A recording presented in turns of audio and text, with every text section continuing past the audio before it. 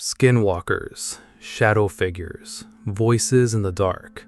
These are the kinds of things most people convince themselves aren't real. But the people in today's video aren't so sure anymore. We are reading some of the most genuinely unsettling paranormal encounters ever shared on Reddit. And these aren't your typical campfire stories. These are real people describing real moments that change the way they see the world around them. If you are new here, make sure you subscribe because I make a lot of content like this. But with that out of the way, let's get right into the first story. I'm a nurse. Here's why I left and became a baker. Most people think the scariest thing in a hospital is death. It isn't. Death is quiet. Death is a checkbox. The scariest thing is what refuses to stay dead. I used to be a night shift nurse on 4 East. We called it the dumping ground. Too sick for the floor, not sick enough for ICU. That's where I met Mr. Garrow in room 412. He was a retired foreman who treated the staff like lazy factory workers. He was terrified of dying, so he used his call light like a weapon to keep us in the room. He figured if a witness was standing there, death couldn't get a seat. He died on a Tuesday at 03:42. I zipped the body bag myself. I tagged his toe. I felt the cold, dead weight of him as we moved him to the morgue cart. I even whispered, "Goodbye, Mr. Garrow," as the elevator doors closed. It's a superstition older nurses teach you. Always draw the line. I went back to room 412 to finish the postmortem care. The room was officially empty. I wiped the mattress, wound the call light cord, and clipped it to the headboard. I turned off the lights and left. At 4:42, exactly 1 hour after he died, the console at the nurse's station chimed. Room 412, normal call. "That's impossible," my charge nurse whispered. "You cleared the room." I went back. The hallway felt heavy, like walking through deep water. I pushed the door open to find the room dark and empty. But the call light wasn't clipped to the headboard. The remote sat in the center of the bare mattress, the cord stretched tight as if something had crawled to the middle of the bed. As I watched, the red button pressed itself down. Click! We tried everything. We yanked the cord from the wall. We shoved the remote into a bedside drawer. We even threw the entire unit into the hallway. It didn't matter. 5 minutes later, the console triggered again. Room 412, staff assist. That's an emergency override. It requires a physical person to be standing in the room, pressing the button on the wall. I walked back down the hall alone. The air in 412 was thick with the smell of old lavender and ozone. I reached for the wall switch, but before my fingers touched the plastic, a voice scraped through the darkness from the empty bathroom. "Nurse," it wheezed. "You tied the tag too tight." That's when I realized the call light wasn't malfunctioning. It was a lure, and I had just walked right into the trap. My ex-husband and I lived in a small town in Germany for a few years. There were rumors and stories spread through the community about ghosts, and they were very convincing. One night, my daughter, 1, was in bed, and we kept seeing a shadow go across the living room door. We kept the bathroom light on, which was at the end of the hall, in case she woke up, so we went to check if the light bulb was maybe flickering. Nope. Went back to the sofa. It happened again. A few minutes later, we heard music from a toy that was lying on her pram in the hallway. It was a plastic guitar that played music when you pulled a lever down. It was pretty hard to pull, so we thought she had gotten up and we hadn't noticed. Went out to check, and she was still asleep in bed. Couldn't explain it. Thought maybe the batteries were faulty? We had just changed them a few days before. Turned it off with the switch and went back in the living room. It happened again. Freaked us out so bad, we put the toy out onto the balcony and went to bed. A few years later, we had moved back to the UK. The kids and I lived alone in our new home. Rented, thank God. The master bedroom has a cupboard that had a staircase built in to get into the loft. The door kept opening at the same time every evening. I put it down to the wind somehow being strong enough. Yes, from a fully converted and insulated loft. But it still gave me chills, so I put a box in front of the door so I couldn't open anymore. Worth noting that I had a dog at the time, and she hated coming in my bedroom. Probably should have been the first warning sign. I went to the bathroom one day when my sister was over, and the whole brand new roll of toilet roll emptied itself on the floor right in front of me. I rolled it back up, went to walk out the room, and it happened again. I got chills and ran downstairs. A few days later, my sister was over again. We were all sitting downstairs and heard a loud crash. I went up to see what had happened, and the bathroom mirror had somehow ended up in the middle of the floor in the hallway. No idea how. No one else was there. Fast forward a few months, my daughter started waking through the night, screaming like banshees, telling me they were scared. So I would take them to bed with me, and it would take them a while to settle. Eventually, they started waking up crying, and both of them said the lady hurt them. I asked what lady and how she hurt them, and my oldest daughter, 4 at the time, said that she pinched her arm and it hurts. My youngest daughter, 3, said the lady looked angry. Chills. Brought them to my bed again.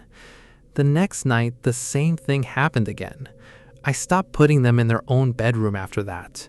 One night, my daughters were in my bed and they screamed my name. I went running to the bedroom and my youngest was crying. She told me the angry lady is back. I asked her where she was and she said she was hiding behind the curtain, that she kept peeking out and she could see her feet.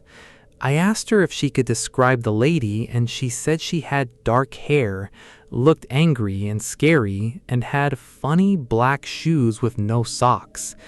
My oldest daughter said she's seen her too and that she doesn't talk to them, just watches them and then pinches them when they fall asleep. I felt sick.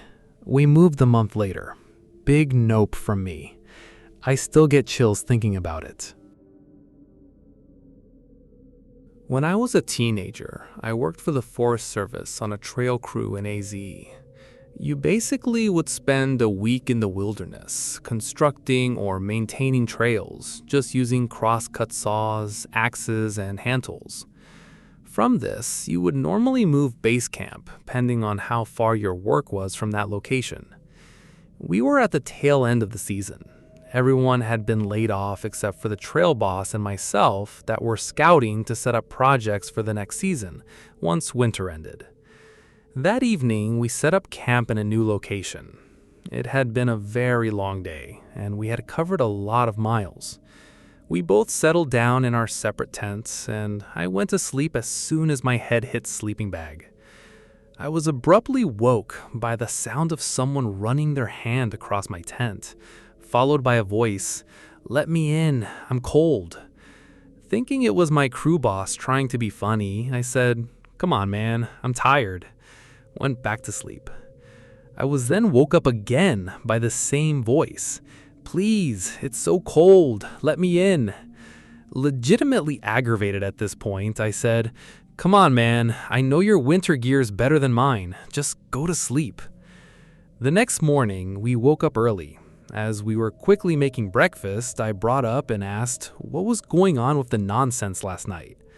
My trail boss looked at me gently perplexed, and he asked, "What are you talking about? I slept through the entire night." Not really know how to take this, so I brushed it off. Before we left the camp, I ducked into the woods to use the restroom. While doing this, I noticed a small monument that was covered with overgrowth. I uncovered the plaque. It commemorated during the 1950s, 3 Boy Scouts had froze to death in that spot. To this day, I honestly can't tell you if I dreamed it or if it actually happened. But I can say before actually seeing that memorial, I had no idea of the event that occurred in that location. It's 2004, I'm 17, and cable TV is the bomb diggity. Reality TV hasn't become the garbage that it is today, and the Sci-Fi Channel was still spelled correctly. Speaking of which, there was a new show out that you might have heard of, Ghost Hunters. My family would gather around the TV every Friday night to catch every new episode. I have to say that even before the show came out, my dad and I specifically would watch whatever ghost show / haunted special / paranormal type documentary that the Discovery, History, and Travel channels would dish out. An open curiosity of the paranormal was just part of my upbringing. It was just something I was aware of, but never really paid much attention to. So now you've got a feel for where I was in life and a little background. One night, my dad and I are watching the week's new Ghost Hunters episode. I can't remember what episode it was. Had to be an investigation in a private home though, because there was something in the homeowner's story that made my dad kind of freeze and have a holy shit moment. He might have mentioned having goosebumps and that something from the past made sense to him now. Naturally, I asked him what it was, but wasn't expecting his response. Apparently, when I was a kid, like 3 or 4, we lived in these ghetto apartments in a crappy part of Houston. I vaguely remember the apartments, but what I do remember is watching Freddy Krueger before bed on occasion with my dad. Probably not the best thing for a 4-year-old to do before going to sleep, but you know how it is.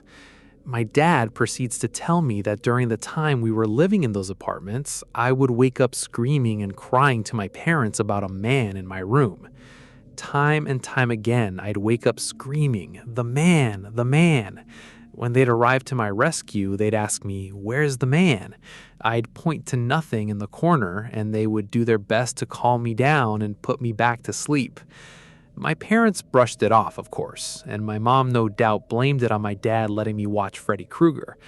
The occurrences would gradually become more frequent, and I would become more and more terrified each time I would see the man. It got to the point that my dad started to think that somebody might be sneaking into our apartment somehow. My dad was not the kind of guy you mess with. Big dude that grew up tough. Literally fought his way through life. You know the type. So he tells me that one night he hears me freaking out and comes rushing to me expecting to find somebody there. All the while he's yelling and threatening whoever may or may not have been there. Nobody there but me, of course. Back to the future, while watching Ghost Hunters, my dad tells me that he just realized something and fills me in on some more backstory. When we were ready to move out of those apartments and into my grandparents' house, my dad had a chat with the landlord. They were out smoking on the balcony. Our apartment was on the second level. So my dad brings something up in conversation with the landlord. He tells him that while living there, he had noticed holes in the railing of the balcony outside our apartment door and never really thought to ask where they came from. Us moving on and all now seemed like the time to finally ask, out of curiosity. The landlord proceeds to say, "You mean I never told you what happened? The tenant that lived there before y'all was in a shootout with the police right on the balcony. Cops were on the ground, he pulled a gun and pointed it down at them. They lit him up." My dad took this new info and never gave it a thought for another 13 years. But again, there was something in that Ghost Hunters episode that triggered him and made him put 2 and 2 together. He then turns his head, looks me in the eyes, and says, "You were seeing that guy." My blood proceeded to run cold. I had never experienced chills the way I did in that moment. So, what do you think it was that my child self was experiencing? Was it a home invader? Or perhaps it really was the spirit of the man who was killed outside our door? I lean towards the latter. Let me know what you think, or if you've had a similar experience. Grew up in my grandma's home with 5 aunts. Needless to say, we were all pretty close. I was particularly close to my aunts. Sleeping with a different one each night gave me a sense of comfortable that I unfortunately did not get from my parents. They were pretty unfiltered around me since they were pretty young when I was born, the youngest being 12 and the oldest being 23. I remember one of my aunts, let's call her Patty, being heartbroken over her first breakup, crying most nights and crawling into bed with me and other aunts when nights were particularly bad for her. One morning around the breakfast table, I was about 8 years old at this point, the youngest of my aunts told Aunt Patty that she woke her up in the middle of the night by sitting on the edge of the bed. That's when another aunt said, "Yeah, you can just come in my room and stand at the edge of the bed." I've never seen Aunt Patty as serious at the moment when she said she didn't leave her room last night. Everyone's face at the table went pale, and the tension around that table was intense. My aunt went on to describe the figure and how it gave them a sense of discomfort, and that's why they were so mad at her for coming in. My youngest aunt grabbed her phone to shine the light at the aunt, and the figure ran off. I could tell, even at 8 years old, everyone around the table was very fearful, and that was the scariest part. For some context, I was asleep with my grandma that night, and the way the house was laid out, the two aunts who saw the figure had bedrooms right next to each other. I stopped living with my grandma at about 16 years old, but between that and multiple other encounters, I never felt safe in that house. Due to my childhood trauma, I'm pretty empathetic, and the negative energy I felt in that house throughout my childhood was intense, particularly in the kitchen and my youngest aunt's room.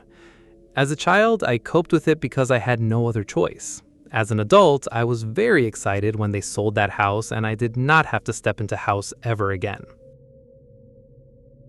I've never been good at telling stories like the others that would stay with you, but I've had a lot of scary experiences, paranormal or just weird in its own way. I live in a house that's on a gravel road, surrounded by a wooded area. It's small, but still homey. I live with my two older brothers and mom. We've had plenty of weird experiences in the house of our own, and some together. We've heard each other's voices and seen things peering around corners, mainly by my room since it has a dip where the wall in the hallway cuts off from my bedroom door. I remember it was a couple of years ago during the summer. I want to say around mid-June to July. The power had cut out through the whole area I lived at. I think a telephone pole had fallen or something, and people were working on it. I could be wrong. It was hot sitting in the house with no power for the air conditioning. Everyone was miserable from sweating and how stuffy it felt in the house. I couldn't sleep. I'm the type of person who needs a fan in order for me to fall asleep, even in winter. It had gotten dark quick with no light. Everyone was in their room, doing something to pass time in their own way. The way the living room was set up was a chair by the door, in front of a window, and the couch across from that against the wall. Then another chair between them. It was almost set up in a U shape. There was also a small hallway that led to my mom's room by the door. Like I said, I'm not good at telling stories, but the details help with the story. I was sitting in the chair in front of the window, my back against the arm of the chair as I was sitting sideways. I had my makeup mirror as a light with nothing to do. I wanted to save my phone battery since I couldn't charge it. I can't remember exactly all that I had done except just sit there, waiting for the power to come back on. I looked in the small hallway to my mom's room and saw something standing there like it was blocking it, a few feet away from me. It was pretty tall. My brother's dog was in her cage in the farthest corner of the room when she started growling. Not loud, but something when you know they sense something. So I knew I wasn't imagining it when I wish I was. I glanced over at her to see if she was looking the same way I was. The hairs on her back were standing up, her head low as she stood in her cage. I looked back, but the thing was gone. My brother's dog looked around. I was too scared to move. A few more minutes passed. I kept thinking of it. I was wondering if I had actually seen it or if I was just tired, even after the dog was growling. I kept hoping it was really there until I glanced back at her, seeing her stare at the spot between the other chair and the couch. It was hunched over, squatting while it stared at me. The only thing I could do was stare back, too scared to move or do anything. But I could feel my body wanting to move, screaming to do anything, but I couldn't. It lunged at me, and the only thing I could do was cover my face and turn to the back of the chair, waiting for the worst to happen, while the dog barked, hitting the cage like she was trying to get out. After a while, I guess the barking woke up my mom, 'cause I heard her calling out to me, asking what I was doing. I couldn't respond. My other brother came from his room to the living room, wondering what the dog was barking at. I had told them. My brother grabbed his 3DS and sat in the living room with me. The power came back on a few hours later. It was the middle of the night, but I couldn't sleep. When my oldest brother came home, he gave his dog a treat after my mom told his about what had happened. My mom kept saying there's no telling what could have happened if she didn't scare it off. I didn't want to think about that. Even being someone who loves paranormal, it's not too great experiencing it at times, though I still love it. We haven't had many weird things happen recently, but it's been slowly coming back. And that is going to wrap up today's video. If you enjoyed it, make sure you leave a like and subscribe, because it really does help the channel out more than you know. Also, if you want to listen to these stories on the go, I have a Spotify podcast linked in the description, so make sure you check that out. Comment down below what you thought and let me know which story got to you the most. And if you ever have a story of your own that you want to share, just send it over to my email, which is in the bio. I love you guys so much, and I will see you in the next one.